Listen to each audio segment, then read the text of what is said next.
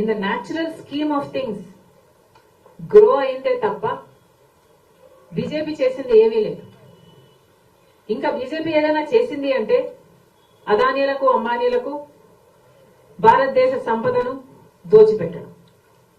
ఇదే రాష్ట్రంలో మన రాష్ట్రంలోనే చూస్తున్నా గంగవరం పోర్టు, రాజశేఖర రెడ్డి గారు గంగవరం పోర్టు ప్రభుత్వ వాటా ఎంతైతే ఉందో ఆ ప్రభుత్వ వాటాని కాపాడటమే కాదు, మళ్ళీ గంగవరం పోర్టు ప్రభుత్వానికే చెందాలి అని 30 ఏళ్ల అగ్రిమెంట్ చేస్తే ఆ 30 ఏళ్లలో 15 సంవత్సరాలు అయ్యేపోతే ఇంకో 15 సంవత్సరాలలో మళ్ళీ గంగవరం పోర్టు ప్రభుత్వం చేతికే వచ్చే అవకాశం ఉంటే ఇక్కడున్న జగనన్న గారు, ముఖ్యమంత్రి గారు జగన్మోహన్ రెడ్డి గారు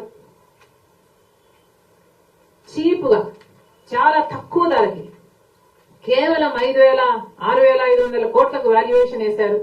అతి తక్కువ ధరకి బీజేపీ మెప్పు కోసం అదానికి ఇచ్చేశారు.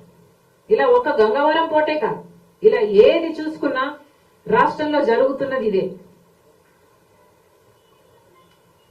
ఇటీవల కాలంలో విశాఖ స్టీల్స్ అటువైపు వెళ్లడం జరిగింది.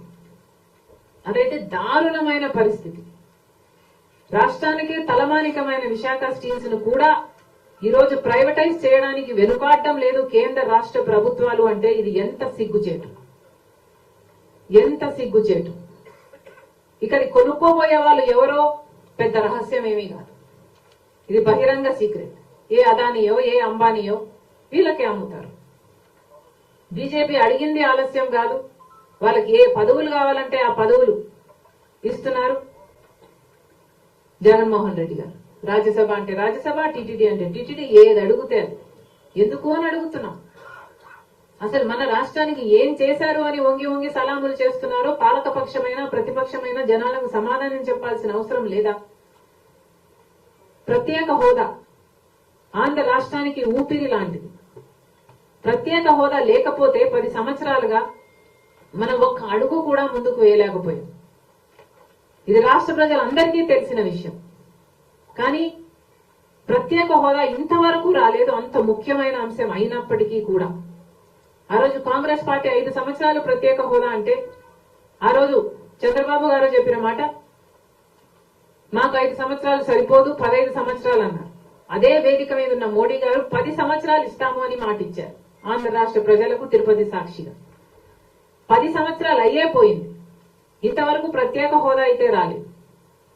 ప్రత్యేక హోదా వస్తే ఎన్నో పరిశ్రమలు వస్తాయి, ఉద్యోగాలు వస్తాయి, అభివృద్ధి జరుగుతుంది. ఇవన్నీ తెలిసినప్పటికీ కూడా మొదట 5 సంవత్సరాలు ఉన్న ముఖ్యమంత్రిగా ఉన్న చంద్రబాబు గారు అయితేనేమి, ఇప్పుడు 5 సంవత్సరాలుగా ముఖ్యమంత్రిగా ఉన్న జగనన్న గారు అయితేనేమి, ఇద్దరు ప్రత్యేక హోదాను తాకట్టు పెట్టారు. అసలు ఆంధ్ర రాష్ట్రానికి చెందాల్సిన హక్కులన్నీ కూడా తాకట్టు పెట్టారు. ఈ రోజు మన రాష్ట్రం అయితే అభివృద్ధికి నోచుకోలేదు అంటే కారణం ఎవరూ కాదు, ఒక పక్క పాలకపక్షం, ఒక పక్క ప్రతిపక్షం. అసలు ఊసే లేకుండా చేశారు, ప్రత్యేక హోదా అన్న ఊసే లేకుండా చేశారు.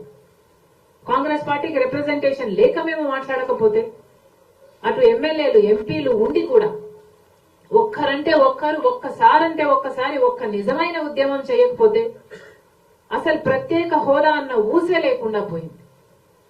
ఇది ఎంత దురదృష్టకరం. రాజధానియే లేదు మనకు అంటే, ఇంతవరకు రాజధానియే కట్టుకోలేకపోయాము అంటే 10 సంవత్సరాలైనా అసలు మన బిడ్డలకు, మన యువతకు ఏమి సమాధానం చెప్పాలి? ఇది ఎంత తలదించుకునే విషయం.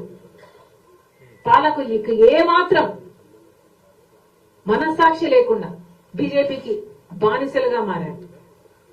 ఈ పరిస్థితులన్నీ మారాలి. ఇవన్నీ మారాలి అంటే ప్రజలు కళ్ళు తెరవాలి, బీజేపీ చేస్తున్న మోసాన్ని గమనించాలి.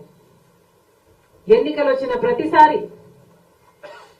ఒక హిజాబో, ఒక పుల్వామానో, లేకపోతే ఒక రామ్ మందిరో, ఇలాంటి ఎన్నికలు వచ్చిన ప్రతిసారి ఒక అంశాన్ని తీసుకొస్తారు. ఆ అంశం మీదనే ఎన్నికలకు వెళ్తారు. ఆ తర్వాత ఎన్నికలు అయిపోయాక ఇష్టారాజ్యం. బీజేపీ చేస్తున్న మోసం ప్రజలందరూ గమనించాలి, కళ్ళు విప్పాలి. ఈరోజు ఇంతమంది పెద్దలు ఈ ప్లాట్ఫామ్ నాకు ఇచ్చారు. మాటిస్తున్నాం కాంగ్రెస్ పార్టీ తరఫున మనం అందరం కలిసి పోరాటం చేద్దాం. బొట్టు బొట్టు కలిస్తేనే మహాసముద్రం, అడుగు అడుగు కదిలితేనే ఉద్యమం. మనం అందరం కలిసి ప్రయాణం చేద్దాం. బీజేపీని గద్దె దించాలి. బీజేపీనే కాదు, బీజేపీతో ప్రతిపక్షంగా పొత్తు పెట్టుకున్న చంద్రబాబు గారు అయితేనేమి, ప్రత్యక్షంగానే కాదు పరోక్షంగా పొత్తు పెట్టుకున్న జగనన్న గారు అయితేనేమి, వీళ్ళందరికీ గుణపాఠం చెప్పాలి. బీజేపీకి తో కలిసి పనిచేస్తున్న అన్ని పార్టీలను మేము వ్యతిరేకిస్తున్నాం. ప్రజల తరపున మేము పోరాటం చేస్తాం. ఈ వేదిక సాక్షిగా కాంగ్రెస్ పార్టీ మీ అందరితో నిలబడుతుంది. మీరెక్కడ పోరాటం చేస్తే అక్కడికి కాంగ్రెస్ పార్టీ కూడా వస్తుంది. మిమ్మల్ని కూడా కలుపుకుపోతామని మీ అందరి సాక్షిగా, మీడియా సాక్షిగా కాంగ్రెస్ పార్టీ మాటిస్తాం.